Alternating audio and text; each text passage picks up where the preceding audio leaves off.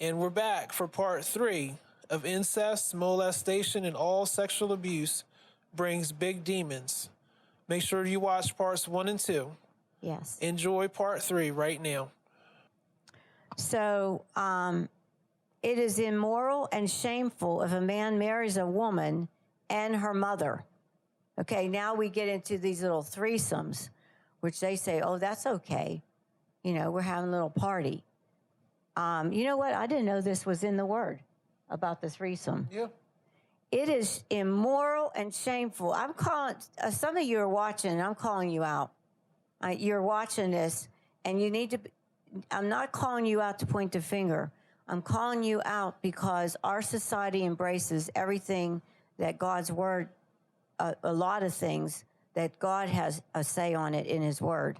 And there's freedom for you. You don't have to stay here. You don't have to stay in this place. Yes. It is immoral and shameful if a man marries a woman and her mother. All three shall be burnt in fire, so there will be no immorality among you. If a man has now this is what Christopher brought up. If a man has intimate relations with an animal, which they call bestiality, he shall most certainly be put to death, and you shall kill the animal also. If a woman approaches any animal to mate with it, you shall kill the woman and the animal, and they shall most certainly be put to death, and their blood is on them. So what we're saying here is we are giving you what God is saying. Yes. We're not giving you our opinion. And that is why the people that come to our exorcism sessions are in such torment. Such torment. And now you know, as I'm reading God's Word, you know, that's why they are in torment, because those things should have never happened to them coming against God's Word. They didn't know. And maybe you didn't know because you're hearing what the world says. Get in His Word. Yeah, things that happen during molestations and incest are gateways. They're gateways to opening people to receiving the demons of perversion. There is a major grouping of demons that fall under perversion, but they're tied to masturbation, they're tied to oral sex, they're tied to anal sex. You know, they're tied to all of these things that are done to someone who has been molested or incested or sexually abused. Yes. We're not looking to point the finger of blame at anyone. No. We're looking to help you be set free. It's crucial that you start looking at the bigger picture. If you know someone who has been molested, we want you to look at them with a different set of eyes. Yes. If you know someone who has been promiscuous, who's lived in a sex trade, we want you to look at them through God's eyes. They're really victims.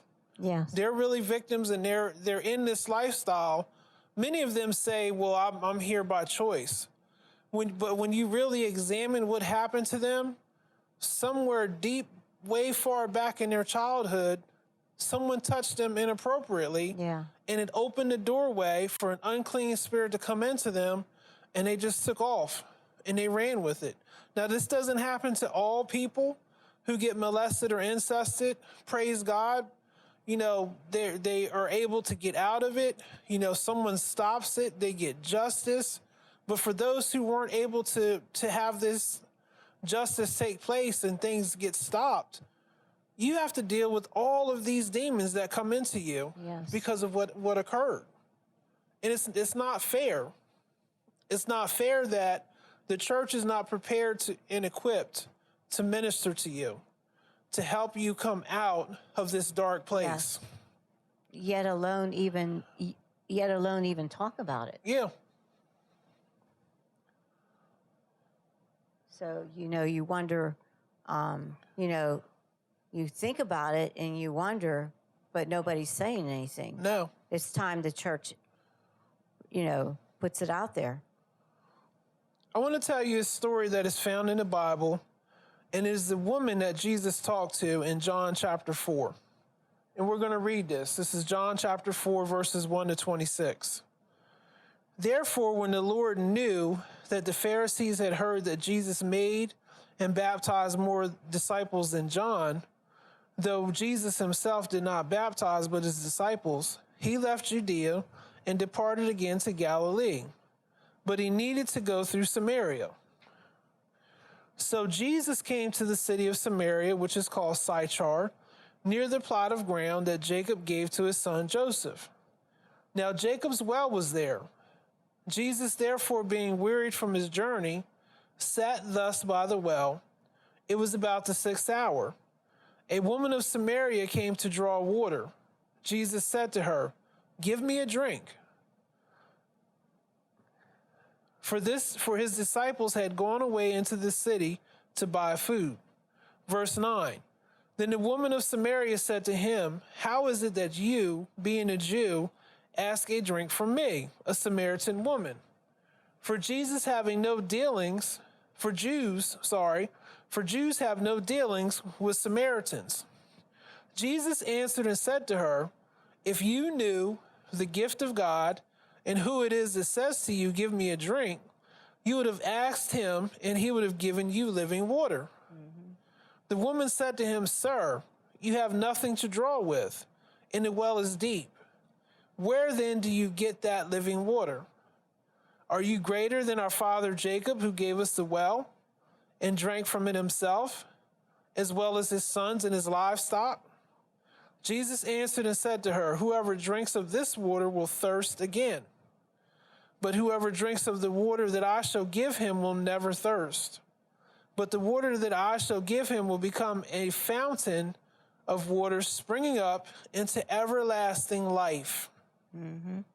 Verse 15, the woman said to him, "Sir, give me this water, that I may not thirst nor come here to draw." Jesus said to her, "Go call your husband and come here." Now pay attention, because this is how Jesus demonstrates to us that he knows all things about all people, because the Holy Spirit reveals. Yes. Jesus said to her, "Go call your husband and come here." The woman answered and said, "I have no husband." Jesus said to her, You have well said, 'I have no husband.' For you have had 5 husbands, and the one whom you now have is not your husband, in that you spoke truly." So here Jesus is calling out, pointing out to her, hey, you're in sexual sin. You've had multiple marriages, and now you're living with someone. Now, there was no condemnation that was placed upon this woman. God did this for a reason, to be able to show her he knew exactly who he was talking to, and that there's freedom from her bondage that she was in.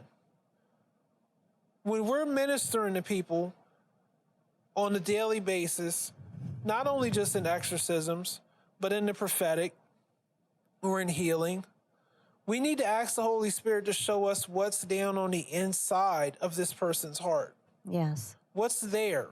What's stopping them from being able to experience the abundant life that Christ has for us? Jesus instinctively, through the Spirit, knew that this woman had a lust problem. Was it her fault? The Bible is not clear. It doesn't say that. But can you imagine her going through life, having these different husbands? And look, women back in that time period didn't have much control or say over their life. If her father said it's time for you to get married, whether she wanted to or not, she had to get married. Yeah. It was out of her control. So she potentially could have been sexually violated because it wasn't her choice to be married, which put her in a situation where she was continuously abused. She went from one marriage to the other, to another marriage, to another marriage, finally to the place where she's living with someone. It was too much. You know, again, the Bible doesn't give specifics as to what's going on, but if you kind of imagine, you know, this situation, it relates to things that are going on today, in today's world. Yes. So, verse 19, the woman said to him, "Sir, I perceive that you're a prophet. Our fathers worshipped on this mountain, and you Jews say that in Jerusalem is the place where one ought to worship." Jesus said to her, "Woman, believe me, the hour is coming when you will neither on this mountain nor in Jerusalem worship the Father. You worship what you do not know. We know what we worship, for salvation is of the Jews. But the hour is coming, and now is, when the true worshipers will worship the Father in spirit and in truth. For the Father is seeking such to worship him. God is spirit, and those who worship him must worship him in spirit and in truth." The woman said to him, "I know that Messiah is coming, who is called Christ. When he comes, he will tell us all things." Jesus said to her, "I who speak to you am he." The reason why this story is profound is because Jesus ministered to her right at her point of need. So when you are performing exorcisms, you really have to seek the Holy Spirit and find out what the point of the person's need is who's sitting in the chair before you. Yes. Like we said, we're seeing more and more people who are tied into perversion, and they hate it. They hate that lifestyle. They hate the fact that they can't be faithful to their husband. They can't be faithful to their wife. Or they have these desires that are inside of them that they know are improper. And they want to be free. And there is freedom. And as we go through exorcisms and we start removing the layers of the perversion that has taken place, and we trace it all the way back down into their childhood, someone touched them inappropriately. And that opened the doorway for them to live a life of pure hell. Yeah. Pure hell. And they didn't know that. Nope. Until you started pulling the layers. They didn't understand any of that. In fact, some of them don't remember until the Holy Spirit reveals it. And it's amazing when this happens, because they will sit down in a chair and they will say, "I'm fine, everything's okay."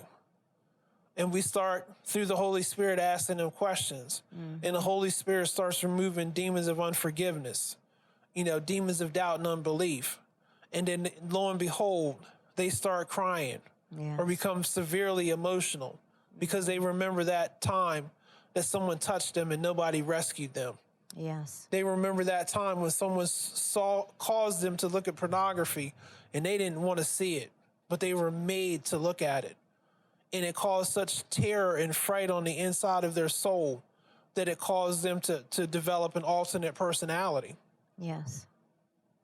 It's sad. It's sad what the enemy does. It's very sad. You want to cry for these people. We want to thank you for tuning in to the Lighthouse Church, Inc. Exorcism Team Discussion. We hope that you're getting a lot out of the teachings. You can always reach out to us through exorcism@lighthousechurchinc.org for any questions or comments or things that you would like for us to teach on. You also can check out our social media pages, Facebook, LinkedIn, and YouTube. There you are going to find many, many teachings that will help you grow and help you to stay set free, but also help you to become the exorcism minister that God is calling you forth to be. Thank you, and God bless.